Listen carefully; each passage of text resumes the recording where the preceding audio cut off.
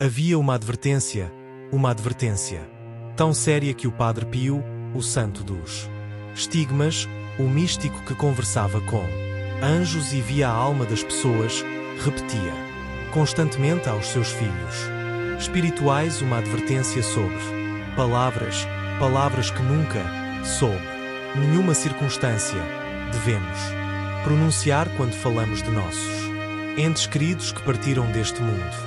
Que palavras são estas? Porque são tão perigosas? E o mais importante, o que devemos dizer no lugar delas? Fique até o final deste vídeo, porque vou revelar não apenas as palavras proibidas, mas também as orações poderosas que o próprio Padre Pio recomendava para ajudar as almas do purgatório. Se você tem um ente querido que já partiu, esta mensagem pode mudar completamente a forma como você reza por ele. Antes de começarmos, deixe seu like neste vídeo, inscreva-se no canal e ative o sininho, para não perder nenhum ensinamento espiritual. E me diga nos comentários, você costuma rezar pelos seus falecidos? Que orações você faz? Vamos começar. O Padre Pio de Pietrelcina, cujo nome verdadeiro era Francesco Fordioni, nasceu em 1887, na pequena cidade de Pietrelcina, Itália. Desde muito jovem, ele demonstrou uma conexão extraordinária com o mundo espiritual. Aos 5 anos de idade, já tinha visões de Jesus, Maria e seu anjo da guarda. Mas foi aos 23 anos quando recebeu os estigmas invisíveis e depois aos 31 anos, quando os estigmas se tornaram visíveis, que sua vida tomou um rumo completamente místico. Durante 50 anos, o Padre Pio carregou em seu corpo as 5 chagas de Cristo, sangrando constantemente das mãos, dos pés e do lado, exatamente como Jesus na cruz. Mas os estigmas eram apenas o começo de seus dons sobrenaturais. O Padre Pio tinha o dom da bilocação, aparecendo em 2 lugares ao mesmo tempo. Tinha o dom de ler almas, conhecendo os pecados das pessoas antes mesmo que elas os confessassem. Tinha o dom da profecia, prevendo eventos futuros com precisão assustadora. E tinha um dom que poucos santos na história da Igreja tiveram com tanta intensidade, a capacidade de ver e se comunicar com as almas do purgatório. Era justamente por causa deste último dom que suas advertências sobre como falar dos mortos tinham tanto peso. O Padre Pio via as almas do purgatório constantemente. Elas apareciam para ele na cela durante a missa, enquanto ele confessava os fiéis pedindo suas orações. Algumas dessas aparições foram testemunhadas por outras pessoas. Há relatos de freis que ouviram conversas do Padre Pio com pessoas invisíveis durante a noite. Há testemunhos de fiéis que viram sombras e figuras ao redor dele durante a celebração da missa. O próprio Padre Pio descreveu essas visitas, dizendo que seu quarto parecia uma estação de trem com almas entrando e saindo constantemente, todas pedindo orações para poderem finalmente entrar no céu. Foi através dessas experiências diretas com as almas do purgatório que o Padre Pio aprendeu verdades profundas sobre o estado dessas almas e sobre o que realmente as ajuda ou prejudica. Que uma das advertências mais sérias que ele fazia era sobre certas palavras que nunca devemos dizer quando falamos de nossos mortos. Palavras que, segundo ele, não apenas não ajudam essas almas, mas podem até mesmo prolongar seu sofrimento no purgatório. Então, quais são essas palavras proibidas? A primeira e mais importante palavra que o Padre Pio advertia para nunca dizermos é esta: descanse em paz. Você pode estar pensando, mas como assim? Essa é uma das frases mais comuns que dizemos quando alguém morre. Está até nas lápides dos cemitérios. E poi, rest in peace. Descanse em paz. Como pode ser prejudicial dizer isso? Padre P explicava da seguinte maneira: quando dizemos apenas descanse em paz, estamos presumindo que a pessoa já está descansando, já está em paz, já está no céu. Mas a realidade é que a maioria das almas não vai diretamente para o céu. A maioria passa primeiro pelo purgatório, um estado de purificação onde sofrem intensamente, queimando de saudade de Deus, purificando-se de todas as manchas do pecado, antes de poderem entrar na presença divina. O Padre Pio dizia que as almas do purgatório ouvem quando falamos delas, e quando dizemos apenas descanse em paz, sem oferecer orações, sem oferecer missas, sem fazer sacrifícios por elas, é como se estivéssemos dizendo: você já está bem, você não precisa de nada, você já está descansando. Mas essas almas não estão descansando. Elas estão sofrendo intensamente e precisam desesperadamente de nossas orações. Imagine você preso em um lugar de sofrimento, queimando de desejo por Deus, e as pessoas que você ama, em vez de te ajudarem com orações, simplesmente presumem que você está bem e não fazem nada. Seria uma agonia adicional? Não. Seria? Por isso o Padre Pio insistia: nunca diga apenas descanse em paz. Diga que Deus tenha misericórdia de sua alma, ou reze, ofereça missas, faça sacrifícios. A segunda palavra ou frase que o Padre Pio advertia para nunca dizermos é: ele ou ela já está no céu. Novamente, pode parecer estranho, porque queremos acreditar que nossos entes queridos estão imediatamente no céu. É reconfortante pensar assim, mas o Padre Pio, que via as almas do purgatório diariamente, sabia que a realidade era diferente.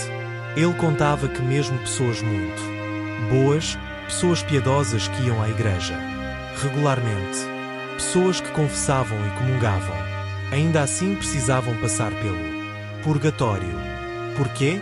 Porque até os menores pecados veniais, até as menores imperfeições, precisam ser purificadas antes que possamos entrar na presença de Deus, que é pureza absoluta. O Padre Pio contava a história de uma de suas filhas espirituais, uma mulher muito devota que havia morrido. Todos presumiram que ela tinha ido direto para o céu por causa de sua santidade. Mas o Padre Pio revelou que ela estava no purgatório e precisava de orações. Quando perguntaram por uma mulher tão santa precisava do purgatório, ele explicou que até as menores imperfeições, até os menores apegos aos bens terrenos, até a menor vaidade ou amor próprio, tudo precisa ser queimado no fogo do purgatório antes que possamos ver Deus face a face. Então, quando dizemos que alguém já está no céu sem ter certeza, estamos novamente presumindo que a pessoa não precisa de nossas orações e assim deixamos de ajudá-la. A terceira palavra ou atitude que o Padre Pio advertia contra era chorar demais pelos mortos de uma maneira desesperada e sem fé. Ele não estava dizendo que não devemos chorar ou sentir saudade. Isso seria desumano. Até Jesus chorou pela morte de Lázaro. O Padre Pio chorava pelos seus entes queridos, mas ele advertia contra um tipo específico de choro.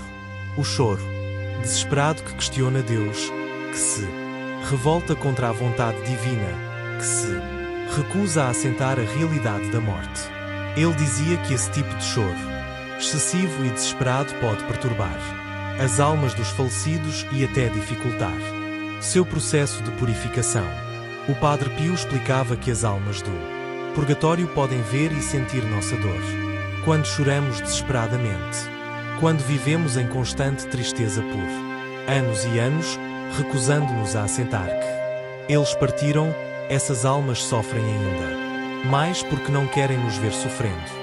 Elas querem que aceitemos a vontade de Deus, que tenhamos fé na vida eterna, que vivamos nossas vidas aqui na terra, com esperança de um dia nos reencontrarmos no céu. O Padre Pio contava que algumas almas lhe pediam para dizer aos seus familiares para pararem de chorar tanto, para terem fé, para viverem suas vidas, porque ver o sofrimento excessivo dos entes queridos era uma tortura adicional para elas. A quarta palavra ou atitude proibida era falar mal dos mortos ou guardar ressentimentos contra eles. O Padre Pio era muito firme nisso. Ele dizia que devemos perdoar completamente qualquer mágoa ou ofensa que tenhamos sofrido de alguém que já morreu. Guardar rancor de um morto é um pecado sério, porque essa pessoa não pode mais se defender, não pode mais pedir perdão, não pode mais fazer as pazes. E esse ressentimento não apenas nos prejudica espiritualmente, mas também prejudica a alma do falecido. O Padre Pio ensinava que quando guardamos ressentimento contra um morto, de certa forma estamos amarrando espiritualmente essa alma, dificultando sua purificação. Ele contava o caso de uma mulher que veio até ele cheia de ódio por seu marido falecido, que havia sido infiel e cruel durante a vida. O Padre Pio lhe disse severamente que ela precisava perdoar imediatamente, não pelo bem do marido apenas, mas pelo bem dela mesma e pela salvação de sua própria alma. Ele explicou que o marido estava sofrendo intensamente no purgatório, não apenas pelos seus pecados, mas também porque o ódio da esposa funcionava como uma corrente espiritual que o prendia. Apenas quando ela perdoasse de coração, rezasse por ele e oferecesse missas pela sua alma, ambos seriam libertos. Ele do sofrimento adicional e ela do peso do ódio. A quinta palavra que o Padre Pio proibia era qualquer forma de superstição relacionada aos mortos. Ele advertia severamente contra tentar-se comunicar com os mortos através de médiuns ouja, sessões espíritas ou qualquer outra prática do ocultismo. O Padre Pio, que tinha experiência direta com o mundo espiritual, sabia dos perigos tremendos dessas práticas. Ele explicava que quando tentamos nos comunicar com os mortos através dessas práticas proibidas, não estamos realmente falando com nossos entes queridos. Na maioria das vezes, estamos falando com demónios que se fazem passar por nossos entes queridos para nos enganar e nos levar para longe de Deus. O Padre Pio contava que certa vez uma mulher veio até ele dizendo que havia consultado uma médium para falar com seu filho falecido. A médium havia dado detalhes específicos e a mulher estava convencida de que havia realmente falado com seu filho. Mas o Padre Pio, usando seu dom de ver almas, revelou a ela uma verdade aterradora. Ela não havia falado com seu filho, havia falado com um demónio. E pior ainda, por causa dessa consulta ao ocultismo, ela havia aberto uma porta espiritual em sua vida que agora permitia que esse demónio a atormentasse. O Padre Pio teve que fazer orações de libertação por ela e lhe deu uma penitência severa para fechar essa porta espiritual. Agora que conhecemos as palavras e atitudes proibidas, você deve estar se perguntando, então, o que devemos dizer?